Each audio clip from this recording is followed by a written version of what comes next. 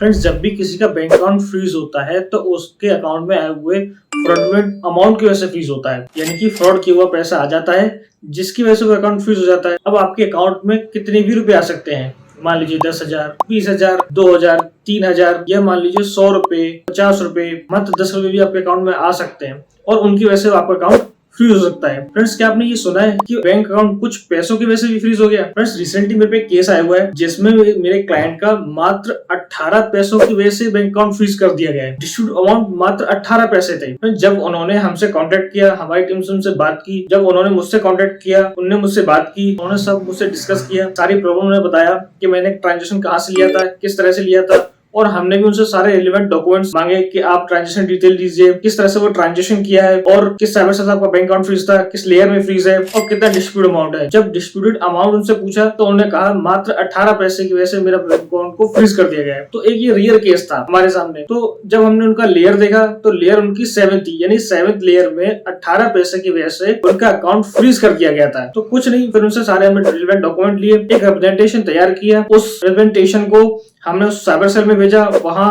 Mail के through भी contact किया, हमने बाई पोस्ट नोटिस को भी भेजा और वहां से हमें कांटेक्ट किया गया और उसके बाद हमने वहां से एनओसी रिसीव की और उनका अकाउंट रिलीज हो गया। फ्रेंड्स, तो एक ये रियल केस था कि मात्र पैसों की वजह से, अभी तक बैंक अकाउंट जो फ्रीज हो रहे थे रुपए की वजह से फ्रीज होते थे, अब सिर्फ पैसों की वजह से, मात्र 18 पैसों की वजह से ही उनका अकाउंट फ्रीज हो गया। तो फ्रेंड्स, मैं कई वीडियो में आपको बताता हूँ, जब भी ऑनलाइन ट्रांजेक्शन करते हैं तो आपको अवेयर होने की जरूरत है। 2 अकाउंट को मेंटेन करिए। प्राइमरी अकाउंट में ऐसा वैसा ट्रांजेक्शन मत करिए जिससे आपको कोई दिक्कत का सामना करना पड़े। और बैंक अकाउंट फ्रीज से रिलेटेड किसी भी इंफॉर्मेशन के लिए आप हमारी दी गई हेल्पलाइन पर कांटेक्ट कर सकते हैं। We try to help you.